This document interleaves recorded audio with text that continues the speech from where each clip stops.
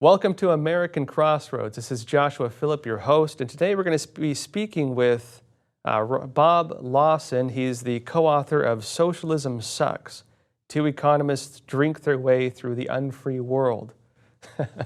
And our topic today is going to be the whole Nordic Model argument. And as Lawson notes, he does not believe that many socialists really understand what socialism is. The Nordic Model argument is based a lot in misconceptions and arguably disinformation. And Lawson, it's a pleasure having you on. Thank you. Thanks, Josh. Yeah. So first, why don't you tell us a bit about your book? This is a kind of a funny title and not the usual academic writing that we hear about, economic arguments against socialism. Yeah, so the book that we have is, you can tell from the title, it's not an academic press type book. We're, the tagline says it's the bastard stepchild of Anthony Bourdain and Milton Friedman. and you have your co-author, Benjamin Powell. We'll try to get, maybe we'll have a follow-up, try to get him on next time, but go ahead, I'm sorry.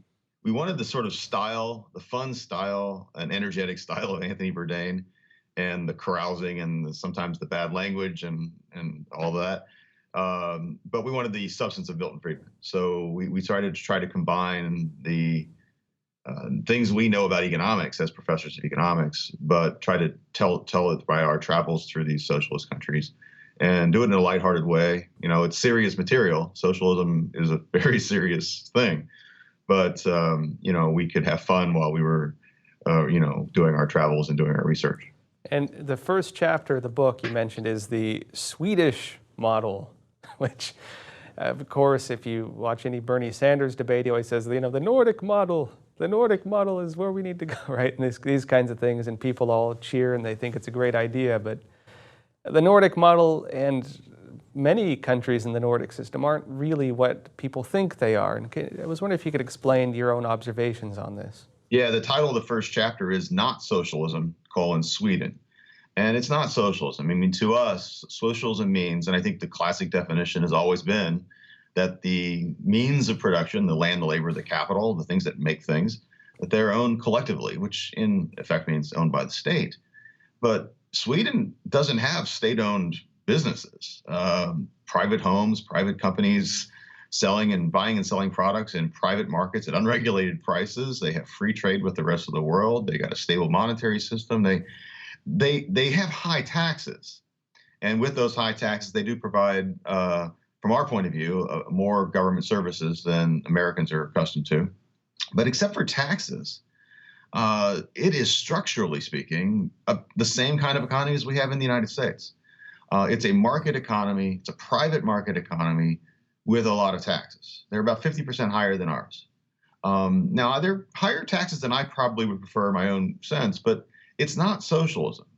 So if you want to debate if Bernie Sanders wants 50% higher taxes, he should say, I want 50% higher taxes. What he shouldn't say is, I want socialism, because that's not what socialism means. So socialism means they're taking over factories. They're taking over hotels. They're running restaurants. And that is something that has been done in this world. And we have evidence of how that turned out. But that's not what Sweden's doing. Yeah, well, and this is an important topic. I'd say that a few points. One, there are different elements of socialism. Some people talk about cultural socialism. There's kind of this whole philosophical and ideological realm of it. But in the West, what we usually talk about is the economic system, the idea of taxation and offering services. Ironically, a lot of socialists propose it as an alternative to capitalism, which, if you argue from the standpoint that capitalism is the ability of independent business, free trade, then yes, but it doesn't get rid of what people usually have problems with in capitalism, which is, say, big business, greed, these kinds of things. If anything, socialism subsidizes the problems that we observe in capitalism, and it does this by design. Lenin referred to socialism as the, quote, state capitalist monopoly. The idea was state-run businesses, and oftentimes subsidizing through taxes big business that would collapse through bad practice otherwise. which is one of the big ironies of, I think when we look at why a lot of big corrupt companies do support socialist programs, it's because they get subsidized if they get what they want. But I'm curious what your thought is on this. I'm sorry. Sure. Yeah. The reality is it's not a 0-1. It's not either socialist or capitalist. It's a continuum of sort of degrees of public ownership and control. On the one hand, that's the socialist end, and private ownership and control on the other end. In my day work as a professor of economics, I work on something called the Economic Freedom of the World Index, and we use this a lot in our book. And it's sort of an index scale from 0 to 10, and 10 would be the more capitalist or the more market-oriented places like Hong Kong, and the United States scores pretty high. But Sweden scores pretty high on that scale too. They're in the top 25% of all the countries rated. The socialist countries, the countries where the government is owning and controlling the largest shares of resources, those are the Venezuelas of the world, or the Congos of the world, or the Argentinas of the world. They're not the Swedens of the world. From the standpoint of an Argentinian or Congolese citizen, Sweden would be a massive reduction in government ownership and control. It would be a massive movement towards capitalism. So when Bernie Sanders says socialism is Sweden, most of the world looks up at Sweden and says, "Now they're way more capitalist than we are." So it is a scale, though. I mean, and so it doesn't mean Sweden doesn't have its problems, but relatively speaking, it's not a socialist country. Yeah, and even on that note, at least from what I've read, a lot of these Nordic countries, even though they do have high taxation and a lot of these social problems, these social economic services such as free healthcare, which we actually have to some extent, funny enough, but they want more of it, right? That in terms of the amount of money it costs, it doesn't seem to be sustainable in a lot of these countries. And I know that a lot of the Nordic model countries are looking into getting rid of it.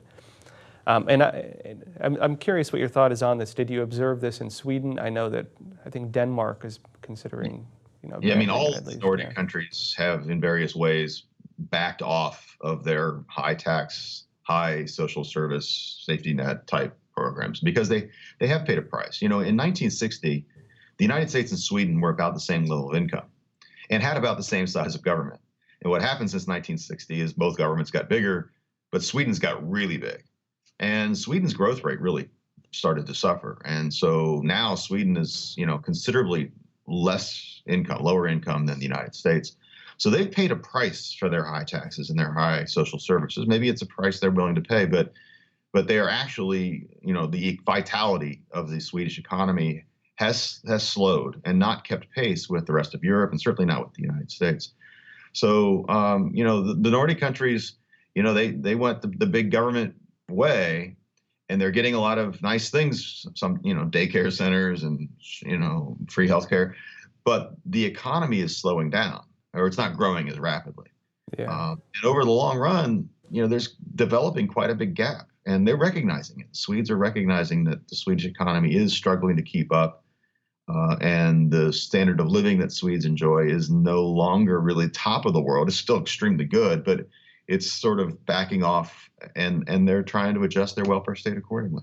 Yeah, and this ties into something interesting as well, that I think one thing that Ludwig von Mises pointed out in his book, I think it's Planned Chaos, is that a lot of times the things that people criticize within the kind of free market economies are interventionist policies rooted in socialism. And so, for example, if we look at high college tuition, for example, a lot of that comes from the fact that it comes from government loans. That these schools can charge more and have kids go into more debt than they really should. They don't have to pay back. They don't really need to pay back the loans.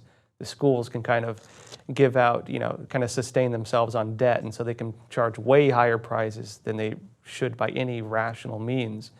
And they don't really have any accountability to the students to, really teach them things of value that help them get jobs to pay off the debts, because they don't care if the kids pay off the debts because of the interventionist policy that gives, federal loans to these schools. And curious what your thoughts are about this. Well, sure. I mean, the areas of our economy that we're least satisfied with are the ones the government's most involved with. I mean, we complain about the quality of our schools. Governments they own most of the schools, literally own and operate them. we're upset about the cost and the quality of our healthcare, and that's exactly the area where the government has taken over, depending on how you want to define it, maybe half of it at least. So, and we've had problems in student loans. I'm a professor, and so the more more the government tries to sort of engage itself in one way or another, either through loans or through education or subsidies in healthcare, those sectors seem to perform much worse, and we complain more about them. But the areas where we don't complain are the ones that really are the government's sort of hands off. I love our IT and our tech. The government pretty much leaves those guys alone, and we get great products and more or less happy with the prices. I mean, we'd all like things to be cheaper, but we're pretty happy. Food production and distribution is largely government leaves that alone, and we're all pretty happy with our grocery stores. But we're terribly unhappy when we go to schools and when we engage at banks. Banks are a terrible experience, and that's one of the areas where the government is most directly involved in. I mean, every major bank in the world has bank regulators who literally work inside of the bank. The regulators are in the banks, literally day by day. So, which actually, if we note, of course, centralized banking predates socialism, but the socialist system advocates for centralized banking. It doesn't talk about getting rid of it. That's right. Well, yeah, you can't get rid of finance. Yeah. Even socialists aren't that dumb. Yeah. And just on this note too, when we talk about high tuition costs, when we talk about high cost of medicine, the problem is the high cost a lot of times, and the high cost could be solved through other means, right? Well, yeah. I mean, the high cost is frequently the cause of the government. There's two things the governments do in both of these areas. Is on the one hand, they subsidize demand. They give money to people, the buyers, subsidized student loans, school subsidies for students. Healthcare, we give subsidies to Medicare, Medicaid, and other things. So they subsidize the demand, and then they actually actively restrict the supply. Now, you don't have to have a PhD in economics to know what happens to prices when you subsidize the buyers but restrict the sellers. I mean, it is a guaranteed recipe for higher prices, and that's exactly what we get in education and healthcare. And so it's no surprise. It's Econ 101. It's something you would teach a freshman on day one of a class. Oddly enough, our politicians don't seem to get it, but that's essentially what they're doing. Or they do get it because they're getting money a lot of times from these people. Yeah. And this is the irony. If socialism would get rid of the greed and the problems in these industries, I guarantee these industries would not be financing the politicians advocating for socialized versions of these industries, right? They want it because what it does is provides state subsidies through high taxes for their unreasonably high prices. It does not solve the high prices. It makes every person in the country pay for the high prices, which is the biggest irony, I think, with these systems. And I mean, it's bizarre. I have friends who are against big government. I have friends who are, borderline anarchists, I guess you could say, but they support socialism. And I'm like, you don't realize it. The entire form of socialism is through state power. The entire form of it is through exercising the powers of the state against the individual. The entire idea of it is taking away the rights of the individual on behalf of the state. It's a statist system, pure and through. And what happens if you refuse to pay it? They're going to send men with guns to your home and force you to pay it, or throw you in prison, one of the two, right? Yeah. So, one of the things I've heard from some of my socialist friends is this, what they call socialism from below. They want to get away from the state because they realize the state has not always worked out really well when it comes to socialism, like Soviet Union and North Korea. So they said, we want socialism from below, which I think they sort of mean as these little worker-run, commune type enterprises. And I suppose there's no rule against that. If you want to create a commune or a little worker-owned, enterprise that makes baskets or something and tries to sell them on, all power to you. But the problem is there's a real reason why we go to big business, because they're really, really good at producing things efficiently for people. Yeah, and we should note too that the American free, at least early on, the whole free system, you're allowed for that. If you wanted to go in the forest and start your own community and make your own commune, go for it. The Owenites tried it. They had probably tons of these communities, and every one of them failed. Yeah, and they fail because of basic economics. I Yeah, mean, yeah. they don't really take advantage of the greatness that is the division of labor that Adam Smith talked about and specialization in trade. They don't take advantage of scale economies, which are really important in the world we live in. I mean, you're not going to, I mean, can you imagine a commune, a worker-owned commune making an iPhone? It is absolutely unimaginable. They can make baskets, and honey or something, but they're not going to make iPhones. They're not going to make cars. So the things that we value as consumers, the things that we consider to be the stuff of our standard of living, they're coming from the private market side of the economy, and they're not worker-owned little commune type operations. And they're quaint. I got no problem with people doing that.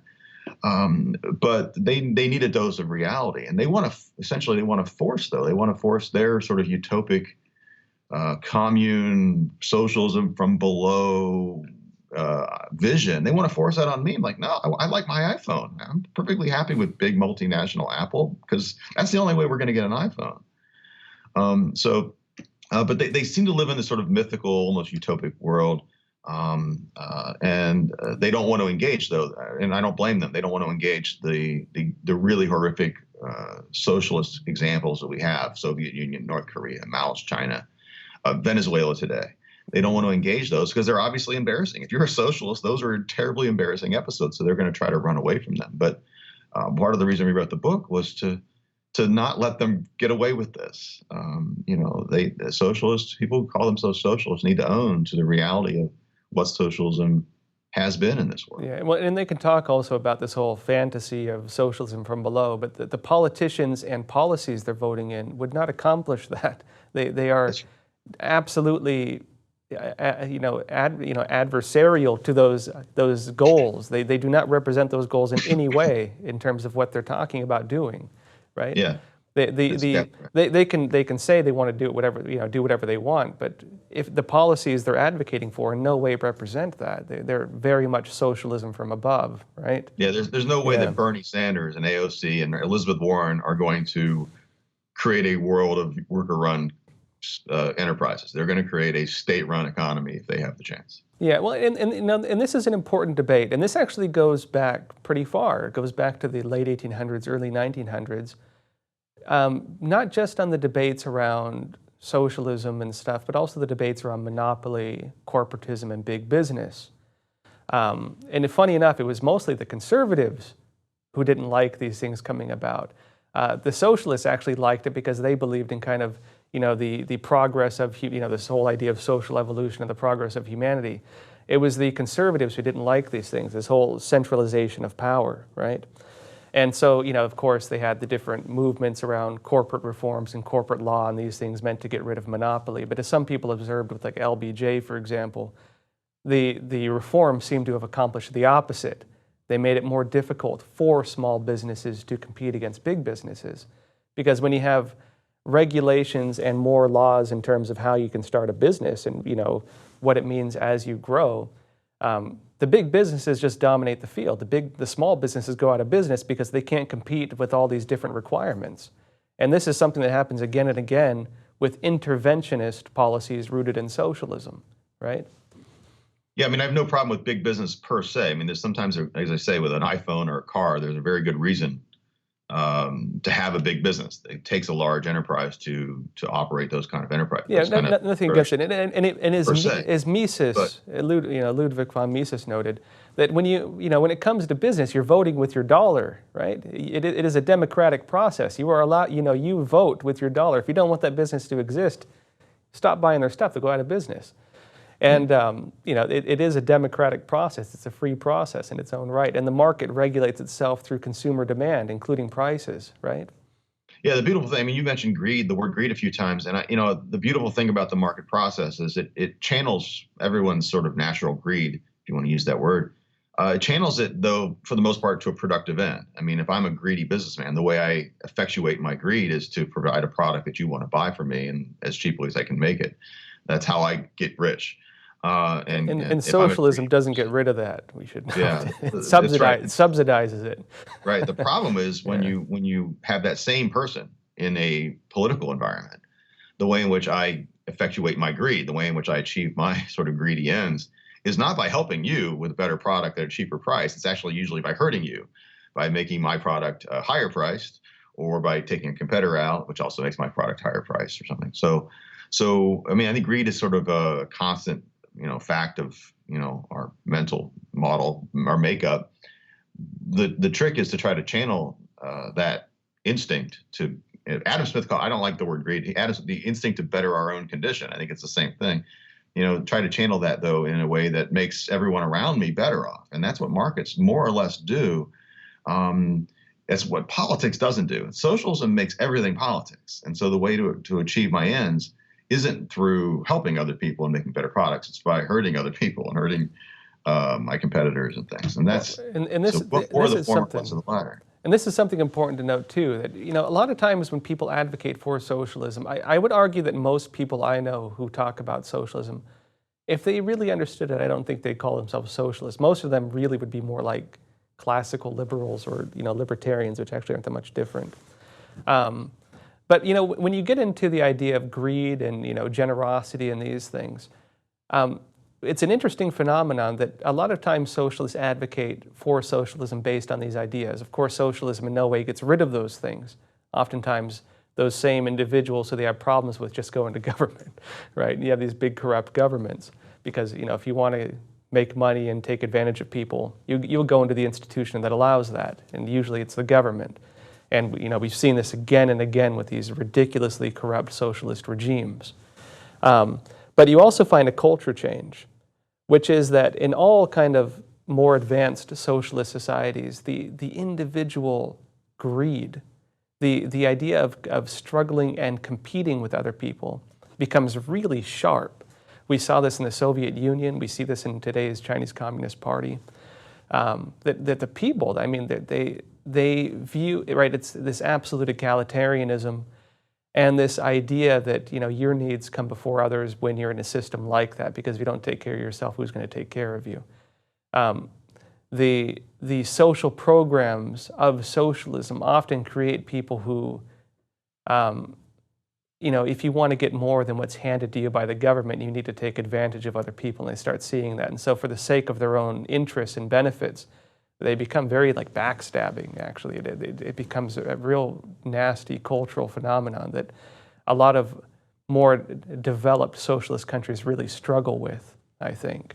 Yeah, no, that's funny. There's something called the World Values Survey, which is an annual survey all around the world, and as it sounds like, and they ask questions on that. Some of them are things about honesty and such.